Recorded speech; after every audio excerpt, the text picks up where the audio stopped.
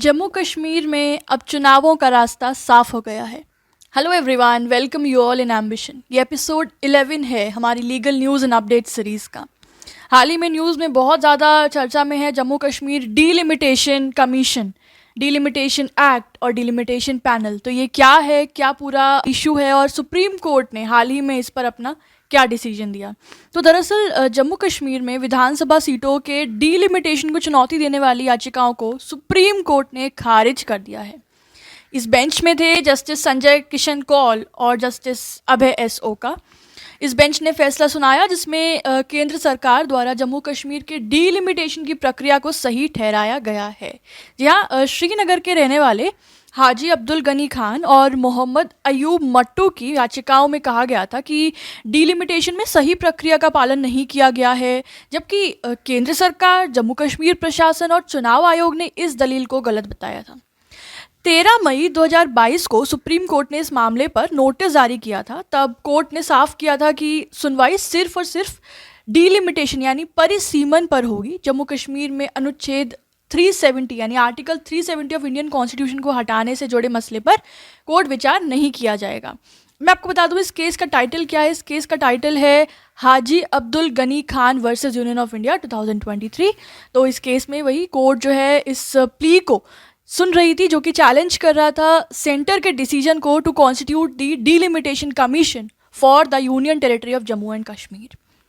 Justice Sanjay Kishan Kaul और justice S ओका की बेंच के सामने पेटिशनर्स ने अपना दलील दी कि जम्मू कश्मीर में विधानसभा सीटों के डीलिमिटेशन के लिए आयोग का गठन संवैधानिक प्रावधानों के हिसाब से सही नहीं है। डीलिमिटेशन में विधानसभा क्षेत्रों की सीमा बदली गई है, उसमें नए इलाकों को शामिल किया गया है और सीटों की संख्या 107 से बढ़ाकर 114 कर दी गई है, जिसमें पाकिस्तान के कब्जे वाले कश्मीर की भी 24 सीटें शामिल हैं। सुप्रीम कोर्ट ने कहा कि केंद्र सरकार को अधिकार है और शक्ति है कि वो निर्वाचन आयोग यानी इलेक्शन कमीशन की सहमति से डीलिमिटेशन कमीशन बना सकती है। केंद्र सरकार ने अपने अधिकारों का उचित प्रयोग ही किया है।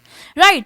सो अब मैं अगर आपको बताऊं कि डीलिमिटेशन क्या होता है, तो डीलिमिटेशन एक ऐसा एक्ट है, ऐसा प्रोसेस है जिसके थ्रू वी कैन से एक टेरिटोरियल कॉन्स्टिट्यूएंसी की बाउंड्रीज रीड्रॉ की जाती है, फिक्स की जाती हैं, या फिर उसकी लिमिट्स रीडिफाइन की जाती हैं किसी असेंबली की या फिर लोकसभा सीट की। जैसे एग्जांपल मैं दूं आपको कि अगर किसी एक एरिया में एक एमपी है, वो 1000 किलोमीटर के क्षेत्रफल को कवर कर रहा है, ठीक है, यानी कि 1000 किलोमीटर पर एक एमपी है, तो अभी इस चीज़ को चेंज कर सकते हैं। ये कर सकते हैं कि 10,000 किलोमीटर के क्षेत्रफल में एक एमपी हो, ठीक है, या फिर ये पॉपुलेशन के अकॉर्डिंग भी हो सकता है, ठीक है। तो एमपीज़ कितने बदलने हैं या क्षेत्रफल के हिसाब से कैसे क्या नाम है रिप्रेजेंटेशन होगा, इस तरह के जो चेंजेस किए जाते हैं, दिस इज़ कॉल्ड डीलिमिटेशन, और ये इलेक्शन कमीशन के अकॉर्डिंग ही होता है। डीलिमिटेशन की जो एक्सरसाइज है ये एक इंडिपेंडेंट हाई पावर्ड पैनल के द्वारा किया जाता है, जिसे हम लोग डीलिमिटेशन कमीशन कहते हैं, जिसके ऑर्डर्स जो हैं उनका एक फोर्स ऑफ लॉ होता है। The orders possess the force of law and also such orders can not be questioned by any court.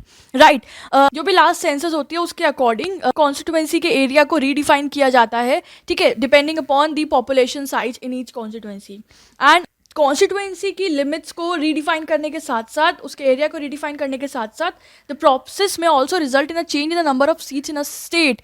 ये स्टेट असेंबली में नंबर ऑफ सीट्स भी चेंज कर सकती है। जैसे कि मैंने बताया था कि पहले 107 थी, फिर उसको 114 कर दिया गया, जिसमें अब पाकिस्तान के कब्जे वाले कश्मीर की भी सीटें शामिल हो गई हैं, ठीक है। और ये जो डीलिमिटेशन का प्रोसेस है, this exercise also involves reservation of assembly seats. इसमें इवन ये भी इंक्लूडेड है दी प्रोसेस ऑफ कि SC ST कम्युनिटी के लिए कुछ रिजर्वेशन सीट्स रहेंगी इन द असेंबली, वो भी डिटरमाइन करती है, ठीक है। तो ये डीलिमिटेशन प्रोसेस क्या है और इसको कौन इम्प्लीमेंट करता है, that is the delimitation commission. I hope these things have been clear.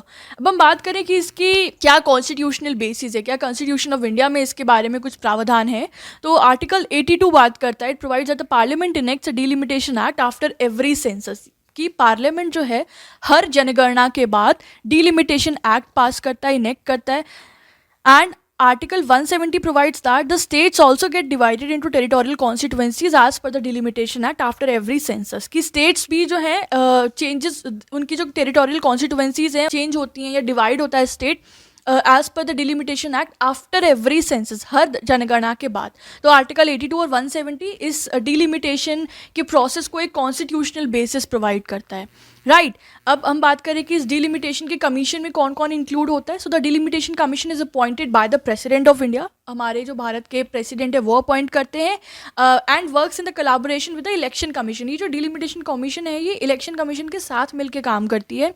इसका कॉम्पोजिशन की बात करें तो it includes a retired supreme court जज, chief election commissioner and the respective state election commissioner. उस पर्टिकुलर जिस स्टेट के अंदर डिलिमिटेशन किया जा रहा है उस स्टेट के इलेक्शन कमिश्नर भी इसमें इंक्लूड होते हैं, राइट। तो I hope the things have been clear that what is the issue which plea the supreme court has dismissed in regard to the Jammu Kashmir, what is delimitation.